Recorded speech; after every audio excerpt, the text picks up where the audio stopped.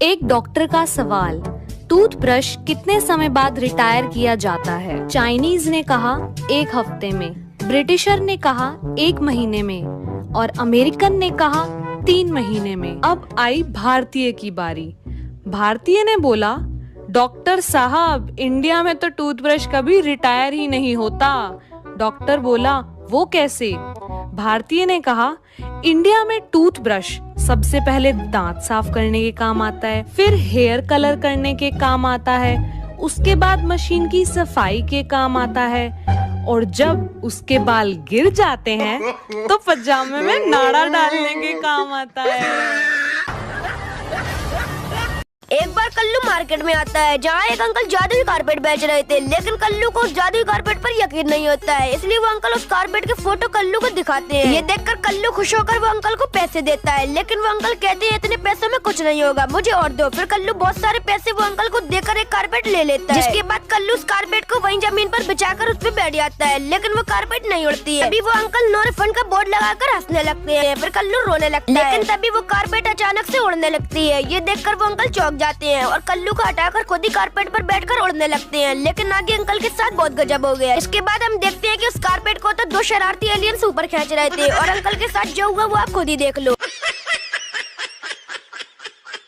एक बार 4 आलसी दोस्त साथ में बैठकर खाना खा रहे थे। उन्होंने जैसे ही खाना खाया तो सब एक दूसरे की तरफ देखने लगे और बोले कि भाई नमक कुछ कम सा नहीं लग रहा। तो सब बोले कि हाँ भाई नमक तो कम लग रहा है। अब बात आई कि नमक लेकर कौन आएगा। अब क्योंकि चारों आलसी थे तो कोई जाना भी नहीं चाह रहा था। तभी एक दोस्त के दिमाग में आइडिया आया कि भाई एक काम करते हैं, जो सबसे पहले बोलेगा वही नमक लेकर आएगा। ये आइडिया लगा सबको बहुत अच्छा, इसीलिए चारों दोस्त अपने मुंह पर ताला लगाकर बैठ गए और वेट करने लगे कि सबसे पहले मुंह किसका खुलता है। ये चारों इतने बड़े डीठ थे भाई के बिना खाना खाए ही सो गई, लेकिन बोला कोई नहीं। अब जब सुबह उठे तो फिर से वही बवाल चालू कि पहले कौन बोलेगा। ऐसे ही करते करते इनको हो गए 4-5 दिन और बिना खाए पिए ये सारे हो गए बेहोश। जब 4-5 दिन से घर से कोई बाहर नहीं निकला तो पड़ोसियों को शक हो गया और वह दरवाजा तोड़कर अंदर आ गए और इन लोगों को देखकर उनको लगा कि ये तो मर गए। इसीलिए वह इन सबको अर्थी पर बांधकर जलाने के लिए ले जाने लगे। जैसे ही लोगों ने पहली अर्थी उठाई तो वो बंदा चिल्लाकर बोला कि भाई मैं जिंदा हूँ। और यह सुनते ही बाकी के दोस्त तुरंत बोले, सबसे पहले बोला है तू अब जा नमक लेकर आ।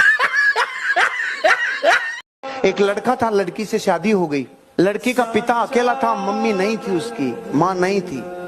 तो जो बहू आई थी उसने कहा मैं आपके पिताजी की सेवा नहीं कर सकती, इनकी व्यवस्था कहीं और कर दो।